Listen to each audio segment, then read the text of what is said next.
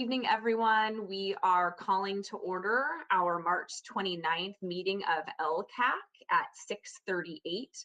I appreciate everyone at home's patience for viewing.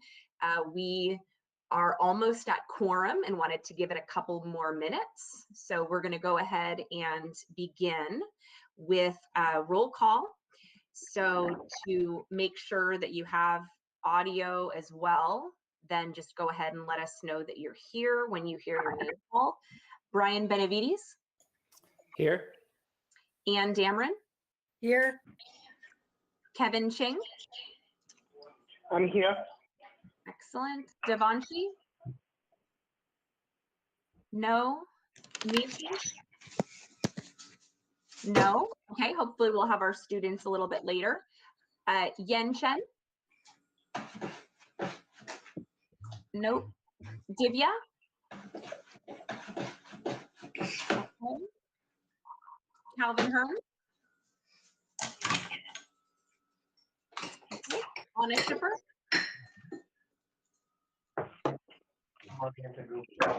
Anna, are you okay connected where you are, Anna? I'm on cell phone only because you guys won't let me in. Right. And we just resent the invitation again. We I just have not received that email. okay, should be on its way. All right. Okay, excellent. Twisha? I'm here.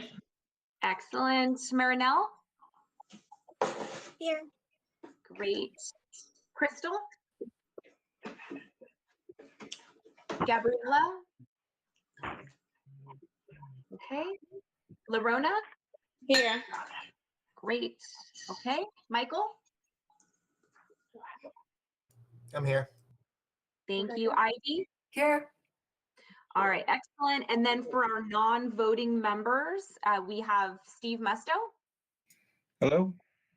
Leticia Salinas, Present.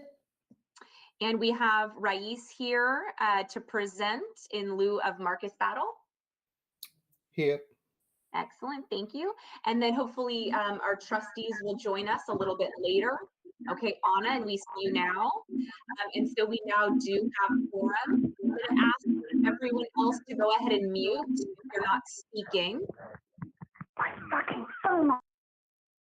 All right, wonderful. So now following roll call, Letty, did we receive any public comment for this evening? We received no public comment, and I also see Crystal Winslow has joined us. So I think Oh, excellent. Okay, cool. So Michael as secretary, you can go ahead and note Crystal as well. Thank you, Letty. Okay. All right, great. So now you have the minutes linked in your agenda. So with Victoria, oops, I'm sorry. Yes. I apologize. I just wanted to say something. I had a staff member reach out that they tried to make public comment, but there was something wrong. It wasn't taking the comments. So I didn't really investigate it any further, but I did say I'd bring it up that there may be an issue with the public comment.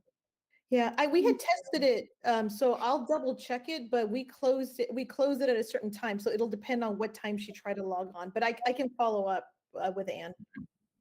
Thank you. Yeah, thank you. And I think that's good for the public to know too. A lot of the time when they get the little just thing that says we're no longer taking public comment, it's not clear when it was closed, but that information is normally back on the main committee page. So just for reference, but good to know. All right, so the minutes are linked in the agenda. Really quick. This is just my teacher thing when I'm making sure I get the roll call right. So I'm just going to call the names of the people I have, and I'm pretty sure I missed somebody. So voting members, we have Brian, Ann, Kevin, Margaret, Larona, Twisha, Marinelle, Ivy, Anna S, Crystal. I didn't put my own name or you, Victoria. That's why I do it. And then non-voting members, I have Steve, Leticia, and Razi. I'm not sure if I'm pronouncing that right. Rais, as long as you get the I before the S there. All right. So is there any name that I missed or any names I shouldn't have read? Did you say Kevin? Yes, I did. Okay. Let's see. All right. Excellent. All right, so we have, the only thing that we have allowed in the chat is any corrections. So if you realize you've never heard your name called, then you'll let Michael know, but otherwise the chat is not used for commentary or anything that the public should have notice of for our discussion. All right, thank you, Michael. So moving on now to the minutes, which are linked for you in the agenda. There was just some cleanup on spelling and grammar. Because Michael does such excellent notes, then, you know, there was like an is that was an us there, but otherwise everything was documented. But now would be the time, if you think there's an error, now would be the time to let us know. Ivy? I was at the February 22nd meeting. I wasn't listed. Thank you, Ivy. Yeah, thank you. I additionally Yeah. was at the meeting. I do realize there's some confusion because of my formal first name and the similarity of my name to Letty's administrative assistant. So Michael, this is Ann Dameron. It shows up as Margaret.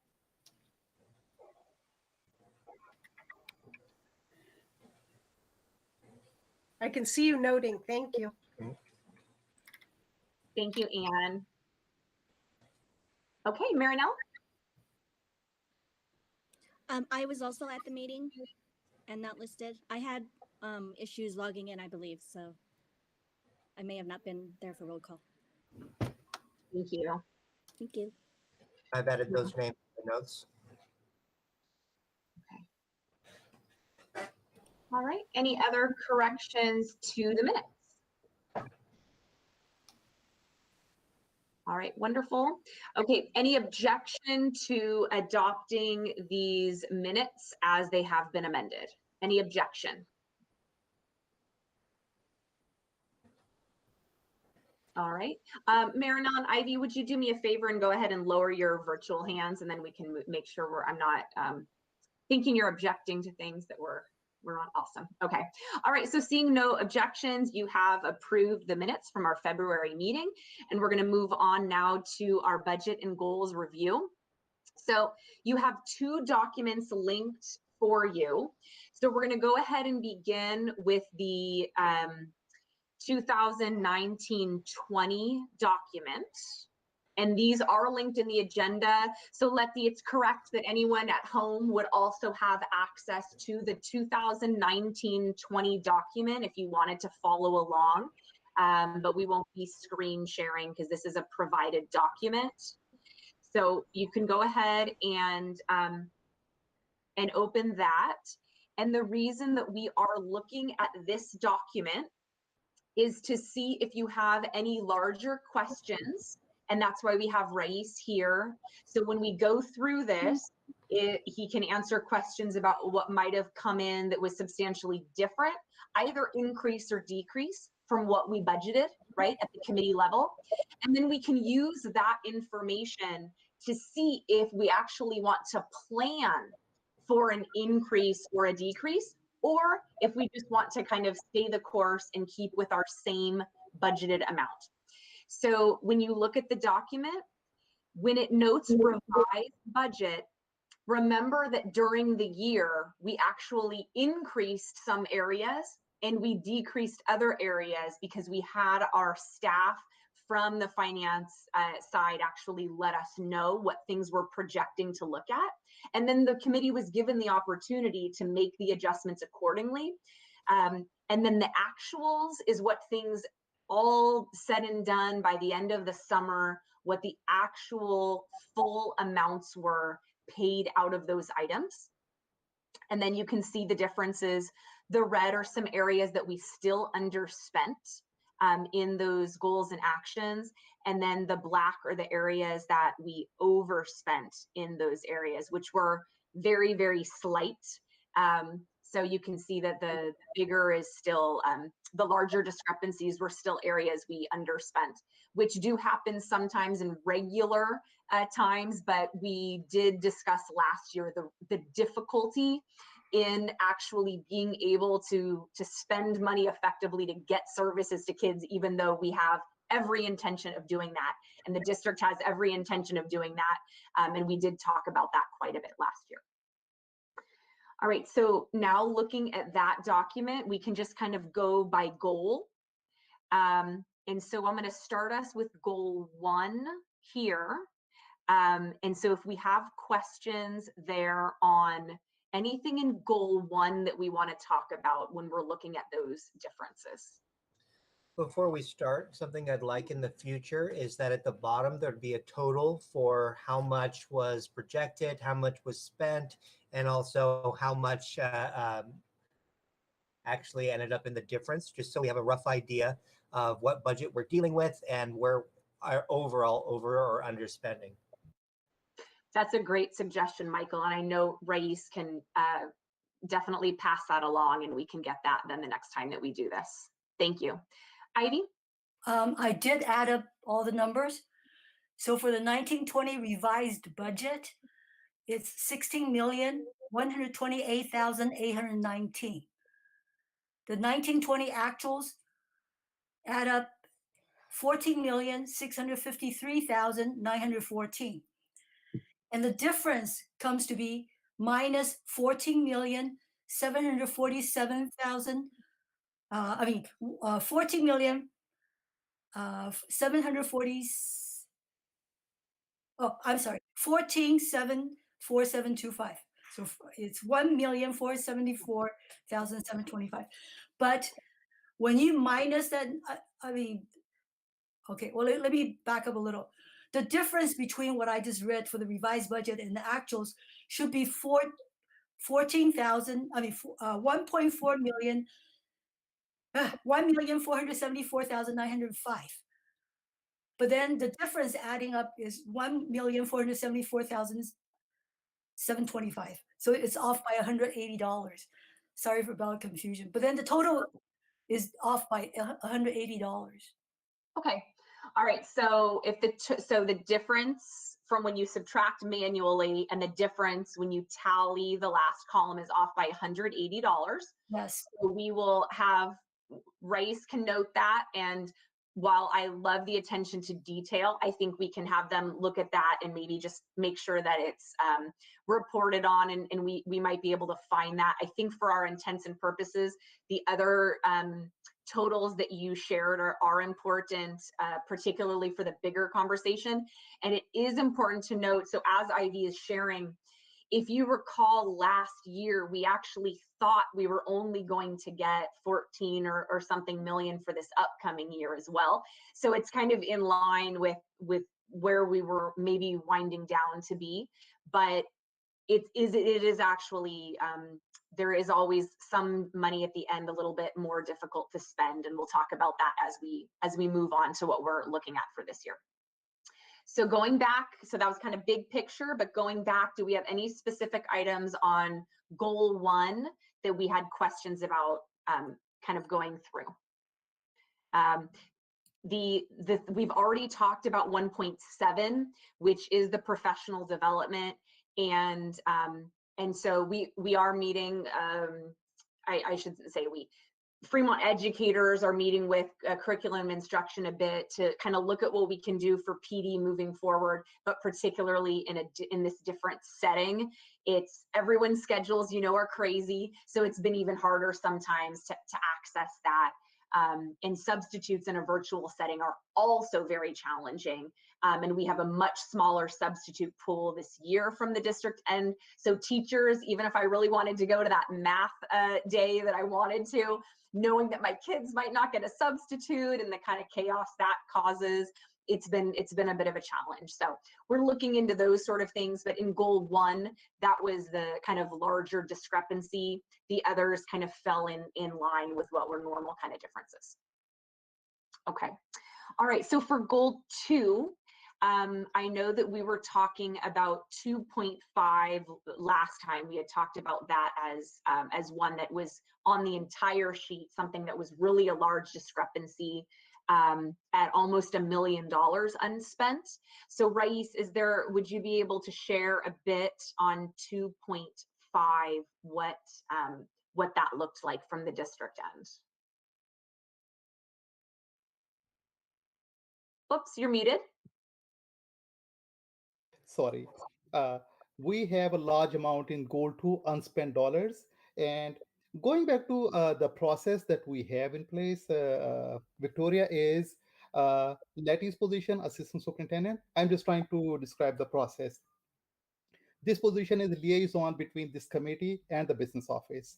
Business office does not have any way of knowing how much money is going to spend on each goal and action, because we are not in the front of this process. We are just supporting that.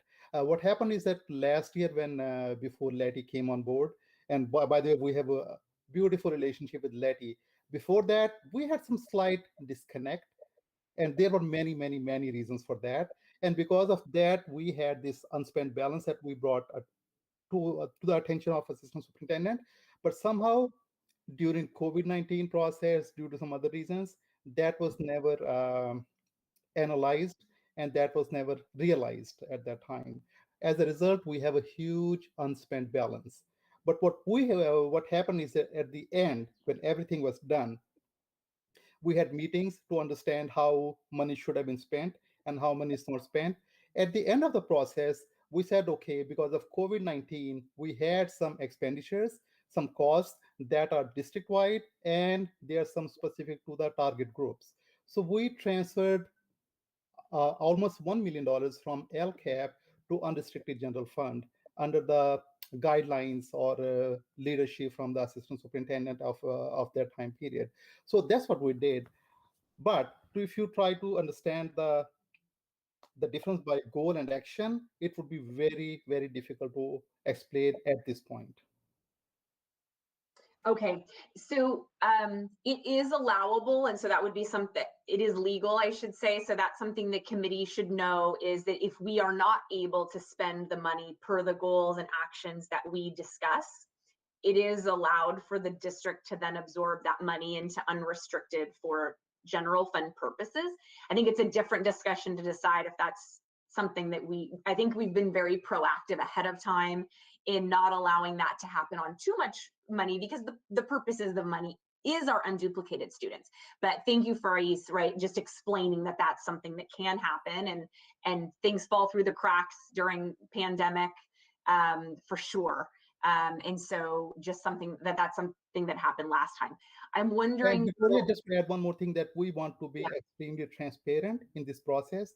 Our books are extremely open to any kind of analysis and transparency. Whenever this committee or any committee member or Board of Education needs any kind of information, we are within minutes, we can provide that information. And we like to maintain this kind of accountability because we like that system of checks and balances on us. So we are always able to provide that transparent, accurate reports whenever you need that. So you can decide how to best spend that money on the population that it's supposed to be. Okay. So I think then going back to 2.5, for the committee's information, when we see that we allocated over $1 million towards the goal and action 2.5, but we underspent by 900,000, what I would want the committee to be able to see is, hey, is actually $250,000 a more reasonable budgeting amount, and we can still achieve that goal and action? Or was there something out of the norm that happened that we might be able to promote or correct, and we should still budget that money? Does that make sense? So I think that's kind of what the committee would like to know, and I appreciate you explaining kind of the working pieces, right? Because you're, being from the business office and then working with instruction, and so I'm wondering if you're able to share on that, or Letty's able to share on that, or if you're saying it's too difficult to answer those questions, then I don't want to waste too much time, but that was something that I thought we'd be able to do a little bit of.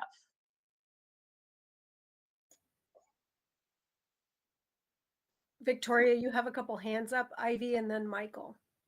Yeah, I see that, and I'm just wondering in what way we're proceeding here. So Letty, did you have any thoughts on that, or did you? Yeah, I mean, I think it's fine to go through the numbers for 1920, and maybe, or because 2021 is year 3 of the LCAAC, perhaps we can look at 2021 to really inform what our work will be for the next 3-year cycle. Maybe we can go through the final numbers. Any more questions on the actual numbers for 1920, and then spend a little bit more time around the activities that were tied to 2021. That would be a suggestion. Definitely. Do we think we'll have any answer on, because this is the big ticket item on this whole spreadsheet, right? So should we still plan in the future for $1 million on this item, or do we think that that isn't a good use of money? Should we talk about that another time? I would say let's look at 2021 and then see what we did there, and then that can help to inform, and then Rais can update us on how much LCFF we're going to have for next year. I agree with Letty. Yeah. Okay. All right. So then I'll go ahead and take a couple hands if we have questions on this, but it doesn't sound like maybe 1920 is as good of a use of time, considering Letty has been here now for all of 2021. So then that might be a better use. But Michael? I just wanted to make sure, and the notes is correct, that when the money's transferred to the general fund, that's just because of the pandemic. It's not normal practice that LCAAC money, when unspent, goes back to the general funds, or is it? From my understanding, that has been done in the past, but Rais, if you could let us know if this was a greater amount maybe than has happened in the past, or if this is on par? It has happened in the past. You're right, Victoria. We have done that in the past. So I'm going to answer that from a different perspective as well. When state of California came up with this system of LCAAC, they gave us this money. They have a system of LCAAC allocations, goals and actions, but they also did not make this money restricted money. So money could flow between restricted to unrestricted side based on the needs. Only criteria they had is that the unduplicated student count, that should be the main criteria for allocating money. In our case, about 27, 28, or 29%. So we have done that in the past based on the amount of money left and based on the needs of general fund, and also based on guidelines we receive from this committee and Board of Education. But recently, state has been moving in a different direction. Now they want all the unspent money, all the remaining money to stay in LCAAC and not transferred out to general fund. That's going to be going forward. But until now, until 1920, we were able to move money to general fund. Thank you, Rais. I think I saw another hand. Ivy? Just real quickly, Rais, is LCP accounted for in this? No, LCP is different. LCP money that we had, that was mostly the CARES Act money that we received from state and federal government. Okay, but it's not included in this report. No, it's not included in this report. And another thing is that LCP is meant for current year, 2021. Last year we did not have LCP. Last year was only LCAAC. Okay. 2021 has both. We have LCP, which is different than LCAAC money. Okay, thank you. All right, awesome. Okay, so then let's go ahead and transition over to 2021. And I'm wondering, Rais, if there's another document that has the differences there, because this document, and I'm not sure if it was just me, but when I have all zeros in the differences, and that doesn't, it's hard to then tally, because the purpose of this document is to see what we might reallocate, and that will be kind of what Letty and I are sharing on next, and we just wanted to give the committee an idea.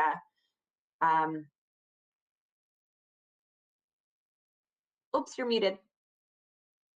From business perspective and from, I keep forgetting that I'm muted.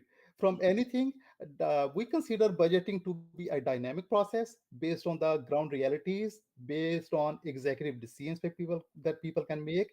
So keeping that in mind, we created an extra column in this tab for 2021 budget. So when you look at the, I'm opening that right now. So the first column is revised budget. Column D, which is next column, is actual expenditures and actual encumbrances. Column E, which is the next column, projected expenditures. I had a discussion with my business team that we have. We have one accountant actually devoted to LCAAC. He said that he analyzed each goal and action with Letty and Christy, and based on his understanding, this understanding, 100% should be spent between now and June 30th. But again, going back to the ground realities, next column, which has amounts, those amounts are changeable based on the decisions of this committee. If you think that one of the goal and action is not going to have all the expenditures because of any reasons, we can change those amounts. And that's the reason I included that column. Fourth column is just a difference between the previous columns. So if you change any amount in column E, that will change amounts in column F. Does it make sense? Or am I speaking accountant's language? No, okay, so I absolutely understand what you're saying. So just in a different, basically from the budget perspective, what we're saying is that actuals is everything that has currently been actually spent, but also encumbered. But the projected expenditures column is just the difference. It's just a straight subtraction, so that by definition in this spreadsheet, the difference is all $0 in the final column. And that gives you an ability to actually change amounts. If you want to move amounts from one goal and action to another goal and action, that becomes a tool for making that change and look at the result instantly. Right. And I think maybe the question is around, we know there's going to be some funds that have not yet been spent or projected to be spent. And I know there's, we kept differing on our definition of encumbering, but I think, so from my understanding is we have some funds that we've spent, some funds that were projected to spend, as you were sharing with us, like on personnel or stuff that's, so because that won't show in the numbers yet. But when we looked at the whole thing, it appeared that we would have, what amount would we have left over? And because I think that was for the purposes of us starting to really gauge as we build the new LCAP, did we have too much set aside? So I'll give you an example. When I look at 1.2, new teacher induction peer assistance review. So we have wonderful people that work in the induction department. I just met with Heidi Beck and with her support person, Shirley. And what she had said to me was she does anticipate needing more funds for next year, because next year teachers will be able to get more substitutes. They will be able to observe each other. That was really curtailed this year and last year, where she didn't spend all the money she had to spend. And in fact, she may need a little bit more next year.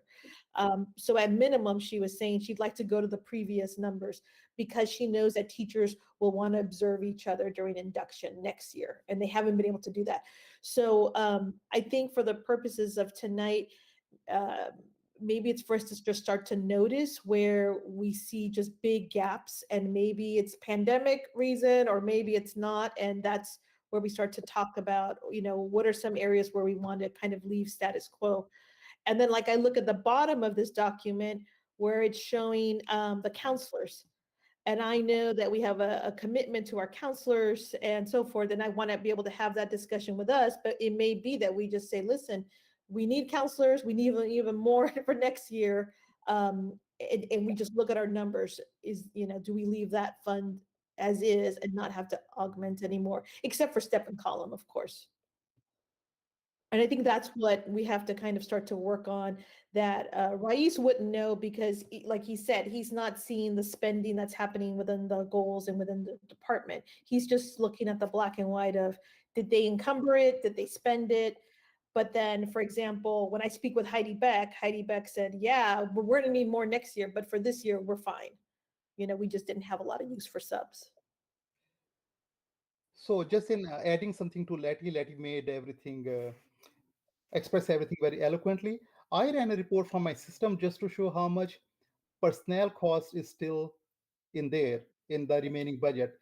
I mean, salaries and benefits. So I'm going to share this document very quickly just to give you an idea.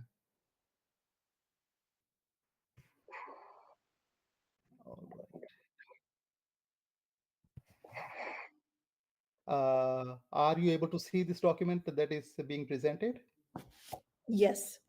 So the very first section is certificated salaries. If you look at the last column, that shows how much is the remaining balance for each category. For example, uh, certificated teachers hourly, we still have a balance of $171,000. The teacher substitutes, 126,765. These are some large amounts. Uh, Certificated teacher stipends, 183,569. So these are the remaining balances. And this report is not sorted by any goal or action. So this is just total overall LCAP. Altogether, 672,344 is remaining balance in certificated salaries. On the classified side, we still have oops, 79,615, and these are the categories where each of the amount is broken down. In benefits, we have 213,000. Altogether, 965,665. That's a total salaries and benefits, all kinds of salaries and benefits remaining in this large amount that we still have in this LCAP plan.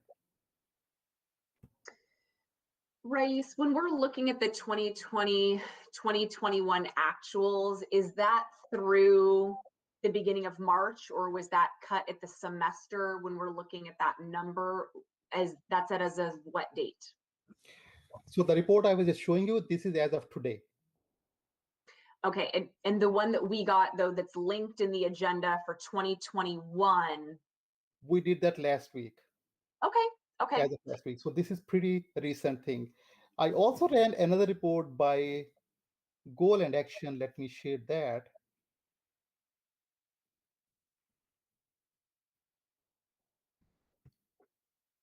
So this report is by goal and action. This report is more telling. So for example, when you see G1A2, it means goal 1, action 2. We have remaining 150,819. But here's a breakdown. You can see where that amount is coming from. Certificated salaries, 106,000. Benefits, 43,000. So this is the breakdown. And I have run this report for each goal and action. G1A2, which is goal 1, action 7, remaining amount 135, 148, 548. And this is broken down by objects, which is 1,000 is certificated salaries, 27,000 is benefits, and 37,000 is goal 5. And goal 5, when we say goal 5, it means consultants, contracted services.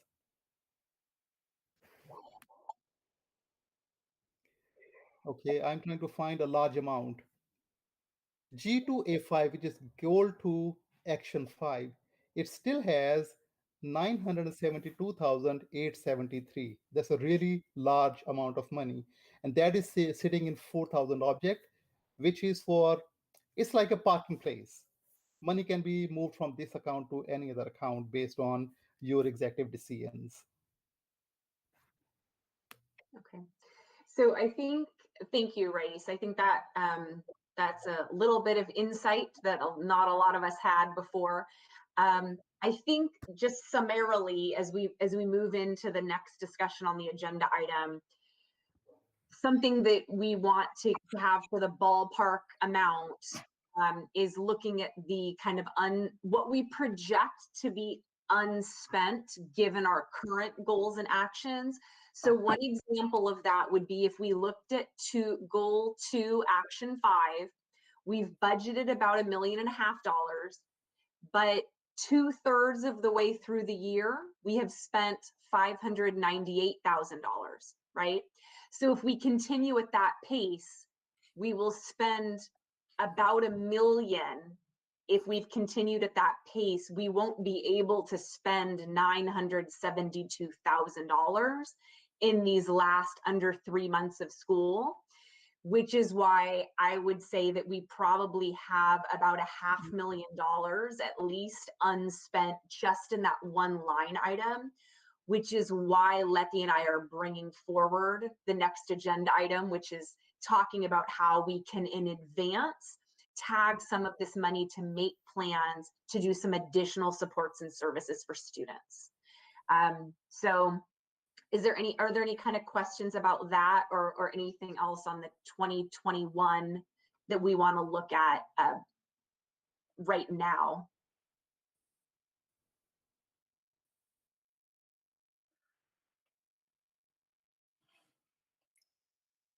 I think Ivy's got her hand up, and Anne does as well. Yeah, Anne? Rais, you and Victoria hit on some of the points on the agendized report that we could all see in advance. It's very difficult to see what is anticipated to be spent and what we think is going to be left over. So Rais, your reports were very helpful, but I'm used to reading those reports. The majority of the people in this meeting are not. But just in looking through that report, I've identified 5 different goals where there's a considerable amount of money left. And I would hope that we can move on to the next agenda item and talk about those. I do recognize that payroll is going to run this week, and that is going to change some of those amounts in that report. So we don't have all of that money to spend because there will be some payroll expenditures, and those of us who deal with school finance know that payroll expenditures are often one of the highest expenditures for our school district. So. Thank you, Anne. And then Rais had noted that if a salaried individual is on here, that they would already be reported in the actuals. Is that correct? But if it's hourly, they would not yet have been. So, all right. Ivy? Yeah, pretty much the same comment as Anne. And I think if those numbers can be used for some other purposes or something. But anyway, Rais, where can we find the report that you were just sharing? I can email that to you because to be more meaningful, actually, as Anne mentioned and Victoria mentioned that since payroll just ran, I can send you a new fresh report, which would have actually all the expenses in that report. So if that's a desire of this committee, I can run a report and send that to Letty tomorrow, and Letty would be able to decide how to share that with this committee. If that's the norm of this meeting, I'm not sure what the norm of this committee is. I think it's a good exchange, Letty, for getting them to agree to our agenda item 6 of another meeting. I think if they want that, then they know they're. Yes, thank you, Rais. That would be great. Okay. All right. So, oh, Ivy, did you raise again? Oops. Nope. Okay. All right. So I think let's go ahead, Letty, and move on now to some discussion on what we can talk about for the unspent funds. I'm going to go ahead and just show. Let's see if I can screen share. I think I can. Although I don't know if I have ever done this in. If you open a tab, I think it's easier. Yeah. Okay, I think it's going. We'll see. So can you see the approved 2020 summer school LCAAC surplus from last year? Yeah, we see what you're sharing. So this is what you all shared this is from last year? Right, that says credit recovery at the top? Yeah, we see it. So I'm just refreshing everyone's memory because most of us were here in the spring. So before Letty and I go into the summer school stuff for this year, that this is actually very similar to what we approved last year as well. So some of the kind of features were the trainings that were necessary, so that were additional, right? because we're doing different models, whether that's entirely online or it's hybrid. There were different materials and different resources. So there was some training in that with the handoff for students meeting their needs for IEP 504. There was the preparation and getting set up on the online platforms that was approved last year as well. And then there was a work day at the end of the session. So these were just some of the components from last year. We did a more comprehensive presentation last year about this. And so this is something I think that, when we talked about technology as well. So this was also done, license for Apex was just approved, right, Letty, by the school board. That's something that we did last year as well. So, and then making sure that we just have the technology and the netbooks that all go along with this plan. So just to kind of refresh a little bit, and then Letty can share kind of any more fundamental changes, but also the students and the plan for the services for this summer. All right, so I'm going to stop sharing. All right. Okay. So Letty, do you want to start by just kind of catching people up on what you already presented to the school board, and then we can go from there? Okay, awesome. Yes. So this past board meeting, we were able to do an update to the board on two fronts. One, that we were continuing with the commitment that our district does every summer, which was credit recovery. And that is for all high school students to be able to recoup lost credits. And also we put forward an item to purchase Apex licenses. And that Apex licenses, they're still working with a classroom teacher, but that also gives the students another online support. We had a lot of success last summer, all under the direction of a teacher. So kids aren't just kind of moving on their own. They're all under the direction of a teacher. And the Apex licenses allow students to use the license. And then the added plus was that we can still use them during the year after the student is done using them. So that came forward. Along with ESY, the extended school year for students who have an IEP and under special education. What was new that we presented to the board were math academies. And so for this, as you remember in the past, because of budget cuts, one of the budget cuts that was made was to the academy in the past, but also some other summer schools programs that were beyond ESY and credit recovery. So what we proposed and sent to the board at this last board meeting was an elementary math academy at 2 sites. At this point, we're proposing a hybrid model and also some distance learning with it. And then also at 2 sites, centrally located for students, and then a junior high math academy. And so it's twofold. We are, if you may have heard, we are going to be receiving some extra funds from as we start to look at learning loss for our students that can start to be used, and it's under Assembly Bill 86, and it can start to be used this summer. So we know that that's in the mix. We presented it forward to get the board approval to move forward. We knew we still were going to have this LCAAC meeting, so there might be another possibility to either multi-fund it or fund it with AB 86 money. I wasn't sure about that. But what we knew was that there were some other needs for summer school. And so this evening, I do have some suggestions of where to focus some of these remaining funds so that it stays targeted to this year's students. And also because we know that we are going to be receiving other monies for next year, not including LCAP. I'm talking about this Senate Bill 86 monies, where we will be able to, throughout the year, offer more intervention and extended school year for students. And also next summer is going to be in the mix. I wanted us to start to be aware that there will be another pot of money for this. So I'm going to share my screen. Victoria, was there anything I missed there? Okay, let me share my screen now. Let's see. I believe it's this one. Yes. Okay. So I have this, and certainly I am open to input and discussion. So when we looked at the remaining funds, and I know we're going to get the most up to date from Rais, from Mr. Abbasi, but when we looked at it, it looked to be that we had about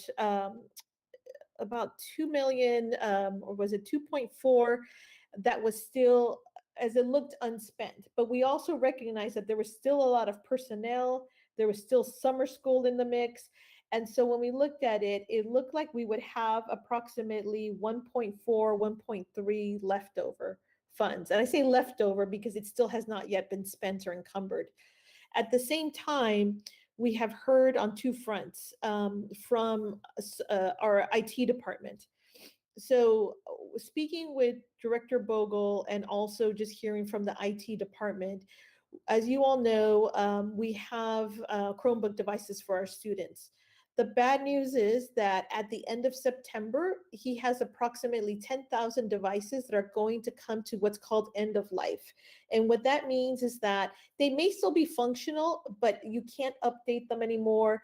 There are some problems with the devices, and they really should be swapped out for something new for students to have really full access in the classroom, or if we have students who will be, working distance learning this summer.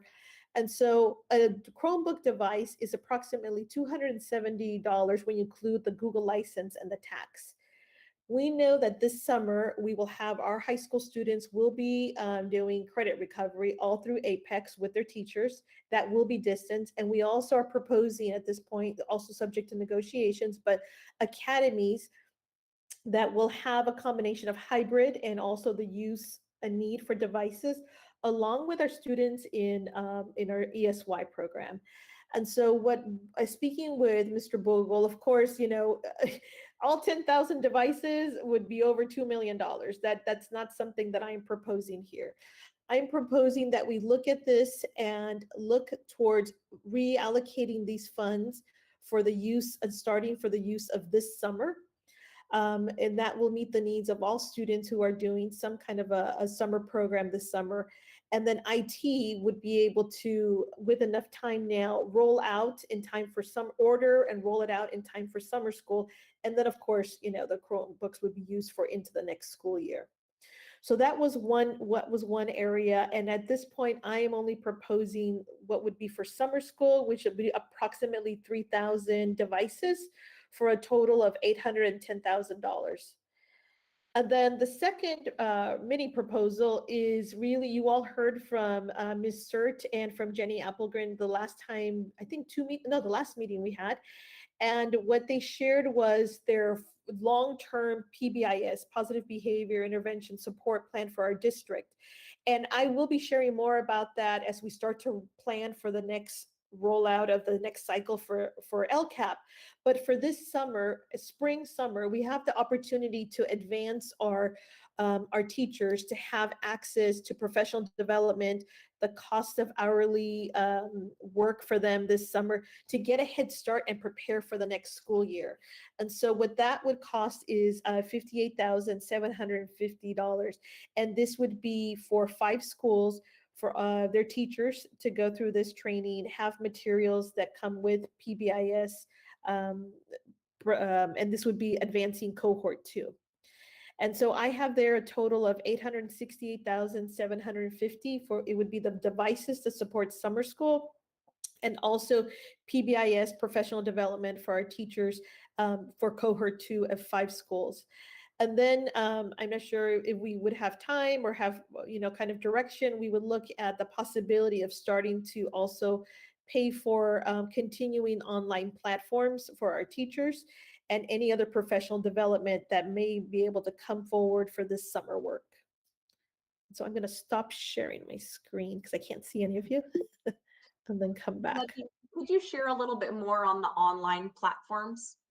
Yes. So maybe about 4 weeks ago, Curriculum and Instruction sent out a survey to all teachers saying, as we're working through distance learning, what are some of the platforms? Because, people say, let's look at this as an opportunity. What are some of the platforms we would want for next year? As we start to make the transition to come back next year, what would you miss? What do you want to keep up with?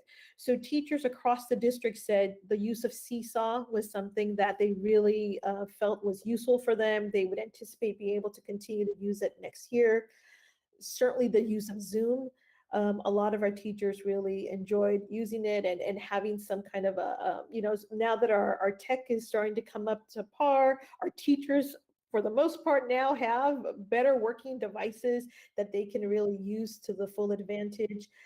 There was also it was Zoom, it was Seesaw, and also Nearpod was another one that came up.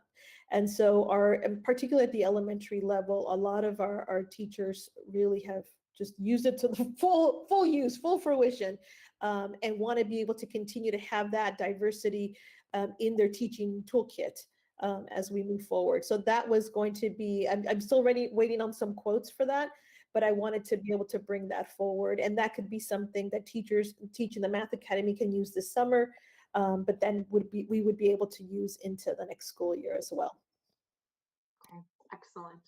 Michael? Yes, I just had a question about the training that you suggested for the summer school. Could you detail how that works? Is it voluntary? Is it like a couple of days before summer school starts? How are we propose? Oh, no, before I say that, I want to say that I think this is a very good use of funds. In particular, will target unduplicated students who are struggling in school because of various factors. And so this is what a very good use of LCAP funds specifically. That said, could you highlight a little bit about what you mean by the training and how that we're thinking that would look? So for the work around PBIS, that is pretty prescriptive, and I don't know too many details about it other than we do pay teachers for their time and they work in cohorts with Santa Clara County Office of Ed with PBIS. When I listed the word staff development on the bottom is that I anticipate that we will have some opportunities this summer as we bring back Nearpod and Zoom and certainly Seesaw, where we could have that would be optional for the summer because teachers aren't going to necessarily be teaching summer school that will have access to this, but the teachers that are doing the summer academy and we are in negotiations right now, so within the negotiations of the summer academy, we would put professional development hours and training time in there that would be paid. Okay, so this isn't a training for how to do summer school in this time, but it's a training for teachers. If it's negotiated, that would go for some summer training. Yes. Okay, thank you. I'm sorry, Letty, because I think it was both things, right? We were talking, so. It's summer. Okay, so PBIS would be part of PBIS training, and that's people get paid to do that because it's during the summer. Folks that sign up to teach a summer academy or Apex or what have you, within our MOU and our work, we would have time paid for them to get that training.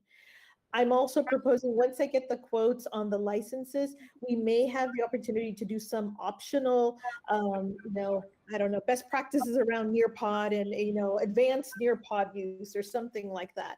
And then we would be able to have some funding for that this summer. And what we have not yet talked about, I think, is certainly the reopening. And that might be, when we look at our SB 86 money, that may be a different pot of money, I think is what I'm thinking right now. Okay. Pam? As we're looking at this and moving forward, I think all the ideas presented were great, and they are highlighting, as Michael said, the students that we should be targeting. Some of the switches to processing, particularly office-related items that's done by classified staff, for example, the current proof of residency process. Our socially economically disadvantaged families are having great difficulty with this process. It's sometimes skill-driven, it's sometimes technology-driven, device-driven, i.e. they don't have a scanner at home. A lot of it is the materials explaining things are only available in 3 languages. And even then, a couple of the languages, office people are finding that parents are having barriers. We need more support for translation, for making outreach phone calls to parents, which could be provided on hourly, time card something. I suspect that Mr. Benavides is feeling this as well. I'm fortunate because I speak another language, so I've been able to reach a lot of my families with my horrendous language skill. But we have so many other languages in our district that we're not able to reach people. And we have to figure out how to support. That fits into, to me, it fits into G4A1 and G4A5. We have lots of money left there. We need to help our families. Thank you, Anne. So I think too, and just to clarify, because I think so Letty has noted the 868,000 that's detailed on the technology and the PBIS. I had shared the summer school that we had, the approval from last summer, which was professional development and work days, and that was about $90,000. And would you propose, in conjunction with outreach, in order to actually help families be able to access summer school? They could also be helping right when we're talking about going back to school or what next year looks like, but perhaps allocating some amount of money for increased services there. I think that's a fabulous idea. I don't think it would actually take any action. We would just say, we've budgeted for it, let's try to use it. And I don't know, Letty, if we're having, because it's so hard to get staff in a lot of our hard to fill areas. Do you think that we've been having any difficulty with translation services, or any thoughts on that? You know, I will have to check. You know, I'm wondering, but I love this idea, particularly focusing on summer school and just reopening and questions. So what I could do, what I can do is certainly, and I'll check in with a couple of principals, because I think a lot of times we're, you know, at the district office, you know, we're able to perhaps pull translators a little quicker. And how do we support our site administrators? So it may be us extending that funding out to the sites, and we can definitely do that. And in my previous district, we did something where we said the district could support X number of translation hours per site. And so perhaps we can do that and then facilitate them getting that. But I like the idea of more workshops and outreach as well. So I'm taking down notes on this. It's also things such as extended office hours. Those parents, they're working from 6 in the morning until 8 at night. If we could have an evening extended hour where a couple of employees were there, obviously for safety, usually our, you know, custodians are there as well, that we could accept the proof of residency on paper and we can help these families. It would go a long way in terms of customer service. Or, you know, a lot of us will meet parents. We will get to school at 6:30 if that's when the parent can be there at 6:30 in the morning. But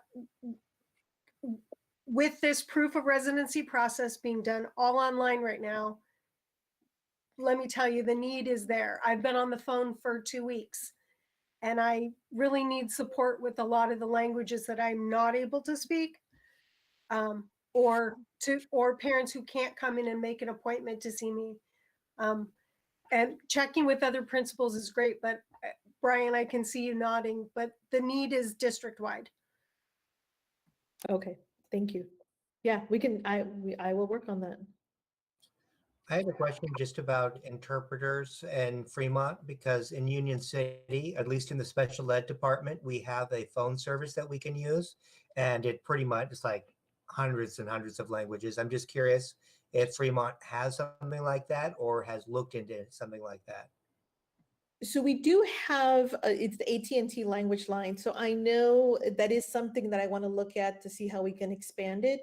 But it does appear that some departments do have, it could be special education for us. I'm not 100% sure.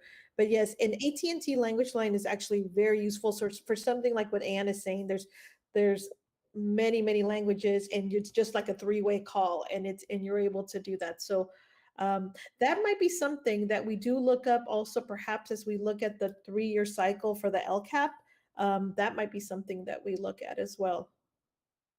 Thank you, Letty. Brian? And this is more than just a calling system. We need help at our sites for these families We're still waiting for an MOU for our secretaries, so it's fallen on the principals. And all day Friday for 3 to 4 hours, I've been collecting residency forms because our new student system is not conducive to parents uploading these things. Once you get into the program, it's only in English. It's not in their own native language. They're having even more difficulty. So need some help now and at all the sites. Thank you, Brian. Yeah, and it's especially important just for anyone watching. I think we all know on the committee, but these families are our targeted groups, right, for our unduplicated youth. So when they don't get access to our services, we're definitely not meeting the mark on that. So I appreciate everyone bringing that up. Are there any other questions on kind of what we've just gone over? I have a clarifying question. Yeah, I do. Okay, so we need to use up all the remaining fund by end of the school year. Is that correct? We're going to try. So that's, yes, I want to take any questions before, then I'm going to kind of have what our plan is, and we'll take any, then we can do some more clarification. But if there are other ideas after that, we can keep exploring. I want to summarize kind of what we're looking at for funding right now and make sure we have approval for that, and then we can keep going. Then I'll lower my hand for now then. Okay, but I'll come right back to you then. Okay. Okay. All right, so what we have proposed currently, so I have the package that Letty is bringing forward. This would be a shift out of some of the areas that maybe have underspent funds for a total of $868,000. Again, they still absolutely fall in line with our existing goals and actions in LCAAC, and that's really important for everyone to know. We don't switch what our priorities are, but we can have other ideas, and we can reallocate funding mid-year. And that $868,000 is for the technology needed. We're going to get those netbooks back from our kiddos in June, and we don't know exactly how they're going to look. And we have to be absolutely sure that that's not at the expense of students who need technology for summer school. So we're going to order those 3,000, and we're going to give that approval now so those can be processed and ready to go. And then we're extending our commitment towards PBIS, the Positive Behavioral Intervention Support Program for our students. Okay, so those are actual changes in allocations. And then we've talked about two other things that are not changes, but they're renewed commitments to utilizing funds.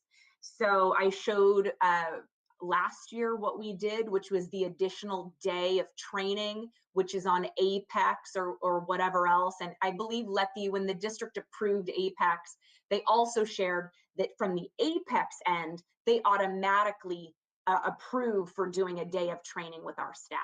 So our approval is just saying the money that we have in professional development, which we are underspent again, this will pay for our staff to access that training, just like they did last year, and then the work days in order to do the setup. But that all comes out of our existing professional development funds. And then we're also going to look into the targeted efforts for translation and language line services, but that's not a reallocation. That's just renewing our commitment for those existing funds out of those line items. So is there any objection to utilizing funds in those ways that we have just discussed? Okay. All right, so seeing none, you have now approved that plan on language, professional development for summer school, and also the technology and PBIS. Okay, so we are doing so great on time today, but I want to make sure we have time to still answer a few more questions on this, and before we move on to our next agenda item. And Letty, you will help me, because we are going to ask the committee to have another meeting in a couple weeks So if we start to then get into questions about something we're actually going to agendize at the next meeting, then you'll help let me know that that's part of that plan. Okay, great. Okay, then I'm going to go back to Ivy first. Oops, Michael, unless you have a secretary question. Oh yeah, it's for the notes. When we're looking into translation services, does that have a dollar amount? Because my understanding is the 868,000 is just for the technology and the PBIS. Correct. It's already within the existing plan. We're just saying, hey, we haven't spent money in it. Still fits within this. Let's look into it more because we still have funding there. And that's the same thing with the professional development and the additional days of training and preparation like we did last year, but we still have the funds in the item for professional development so that the committee doesn't need to reallocate. Awesome. Thank you, Michael. Ivy. Okay, so I think my question is, do we need to use up all the fund by the end of the school year? And as I understand, okay, if I understand it correctly, if there's unused fund before we can transfer it for general fund, transfer it to general fund from LCAAC? Rais, I'm going to defer to you because you had noted at a certain year something happens, but there is always new legislation and you're very on top of it. So our goal always is to spend the money, all the money, by June 30th, based on this target student population that we have, because current year money should be spent on current year students. So that has always been our goal. But in any case, if there are any unspent dollars, we should maintain that in LCAP and spend within LCAP next year. But I'm hoping that we are able to spend everything this year. Okay, that's great. That's my understanding. And then my follow-up question is, like, there's money allocated for the Chromebooks and all that. So we're anticipating online teaching for next school year? We're anticipating online teaching for credit recovery this summer. There will be some hybrid for Summer Academy, and then we continue to. That's why I'm not putting in the full 10,000 Chromebooks. I just did 3,000. That was my proposal. Okay, yeah, because I just want to make sure if we budget for it or something, and then want to make sure that the money will be used for something that's needed. Yes. So, okay, thank you. Thank you, Ivy. Michael, did we catch you or did you have another question? Okay. All right, excellent. Okay, so we have talked a bit about then moving on to plan for our 3-year upcoming, and with that looking at side by side the data that we've collected and the information and feedback we've collected. So I'm going to have Steve talk, just give us a little overview of what we'll be looking at the next meeting. And then we're going to schedule that meeting. We'll be able to look at all that data and knowing from the committee perspective how much we've spent, and then maybe we could do some financial reallocation as needed, but then we'll be able to look at all of that at our next meeting. Steve? Yeah, so every year we do a thing called, we call it in instructional services the road show, where we go give a presentation to members of the community, usually at schools who have 35% or more unduplicated students represented as part of their student population. To deal with the realities of COVID, we switched it around a little bit and we did attendance area meetings. So we focused on 2 to 3 schools and invited parents. And we met with them and got their feedback. So we went over what the LCAP is, what sort of things we were looking, go over the goals and what are their ideas for adding to those goals. In addition to these groups, we also met with a lot of different other groups as well. For instance, the service providers for our homeless students that they work with the Student Support Services Department. We met with the counselors. We've met with the principal, or we're going to meet with the principals shortly, and a lot of other groups as well. So what I'll be able to do is kind of compile all their responses into a report for you to look at. And I think that you're going to find it very interesting. A lot of our goals are right on, but similar to what we were talking about with translators tonight, it's there are services out there that are very appreciated in our school community, but we probably need more. And that's what that's some things are coming across pretty clearly in the presentation. So I'm very excited we're going to have a chance to kind of look at this. This is something that we've done for several years, but I think the committee having a chance to review this, and I'll make sure we get it out at least a few days before the meeting so that everyone can look over the comments. I think you'll find it's very interesting, and I think we're on the right track, but there's always improvements to be made. Thank you so much, Steve. So Letzi, did you want to add to that anything that we know we'll be looking at next time before we schedule? I think we'll also look at, there was a survey that went out district-wide, so we'll have that district-wide survey feedback. And then also what will be important is for us to really start to do some planning around goals and activities. Because the clock is ticking on Steve and I, and we've got to get writing pretty soon.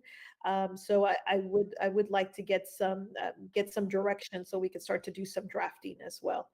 So it'll be an action-packed meeting, but I think a very important meeting as well. Great. All right, thank you. So if you would be able to check your calendars for April 12th, I believe is what we were looking at, Letty, at 6:30. So it'll be in between now and our meeting after that is on the 26th. Letty, can you clarify what kind of survey you're referring to? What There- survey results? There have been a few. Yeah, I know. Yeah, this is the, I'm trying to remember the title. Do you remember the title, Steve? It was a bit ago. It was the Trying first, to find it. I'll pull it up. we have had a lot of surveys.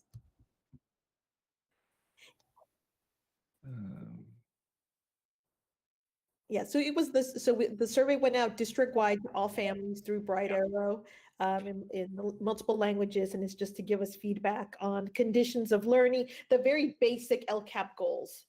Okay. Yeah, And when did that go out? it's first of all, it's called a Parent/Family Survey to Inform the LCAAC, and it went out in February, and it was recorded for February through I think the beginning of March. I ask because not having a student enrolled in Fremont Unified, but this explains a lot of the complications with the survey about distance, hybrid, or most important, your teacher survey, because there have been a lot that have gone out.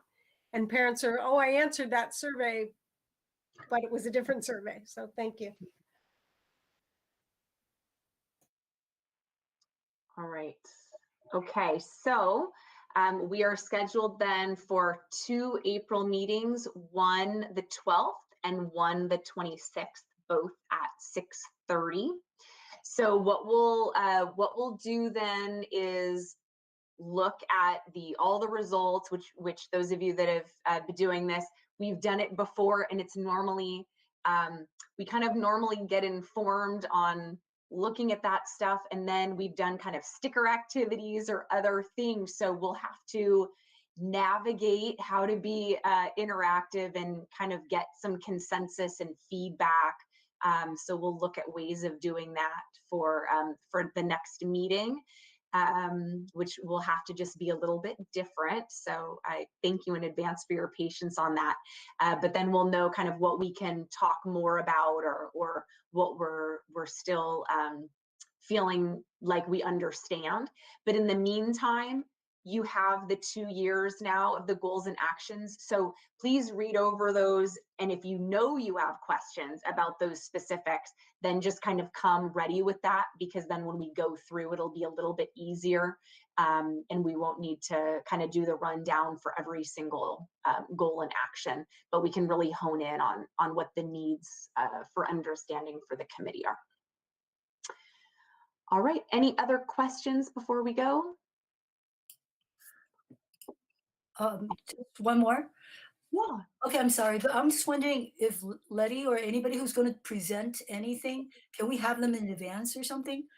So this way, like, I think what you shared today was really, really good. But then it would be helpful for me if I can kind of study them in advance. Thank you. Yes, we will. Thanks, Ivy. And I think Steve did say he would be able to attach that information. Do you think, will the survey data be will it be two separate kind of groups of info that we would be able to attach in the agenda? How should people expect for that to look? Yeah, we have the survey data is actually we've started using SurveyMonkey, and one of the nice features of that is you can download a nice slideshow of the results. So that'll be easy to provide. And then the other thing will be a spreadsheet of input by goals. So goal 1, 2, 3, and 4. You know, this is what this group said about goal 1, etc. So. Okay. Awesome. Okay, so you'll get that a little bit in advance as well. All right. Okay, well, thank you all so much. We are wrapping at 7:53. Have a great night. Thank you, everyone. Thank you, bye. Bye-bye. And Victoria,